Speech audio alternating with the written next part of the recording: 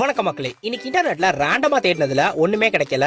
அதனால எனக்கு சின்ன வயசுல தெரிஞ்ச ஒரு 2 ரிடில தான் இன்னைக்கு நான் உங்களுக்கு எடுத்துட்டு வந்திருக்கேன். வாங்க வீடியோக்குள்ள போலாம். ஒருத்தர் 30 பவுனுக்குரிய தங்கத்தை எடுத்து கொண்டு போய் ஒரு ஆசாரி கிட்ட கொடுத்து குறிப்பிட்ட எண்ணிக்கையில மோதிரம் செஞ்சு தர சொல்லி சொல்றாரு. செய்யற ஒவ்வொரு மோதிரமும் வேற வேற பவுன்ல இருக்கணும். ஆனா மொத்தமா கூட்டினா 30 பவுன் வரணும். அது மட்டும் இல்லாம 30 பவுனுக்குள்ள எத்தனை பவுன் கேட்டாலும் அவரால் அந்த மோதிரத்துல இருந்து எடுத்து தர மாதிரி இருக்கணும். உதாரணத்துக்கு அந்த ஆசாரி 13 பவுன்ல ஒரு மோதிரமும் 15 பவுன்ல ஒரு மோதிரமும் செஞ்சாருன்னா 28 பவுன் கேட்டா அந்த 2 மோதிரத்தை எடுத்து கொடுத்துடலாம்.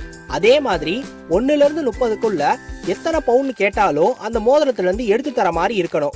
அப்ப அவர் மொத்தம் எத்தனை மோதிரம் செய்யணும், செய்யற ஒவ்வொரு மோதிரமும் எத்தனை பவுன்ல இருக்கணும், இதான் கேள்வி. ரெண்டாவது கேள்வி என்னன்னா, மேல தெரியுற இந்த நம்பரை பாருங்க. இந்த நம்பருக்கு பின்னாடி ஒரு கோடு இருக்கு.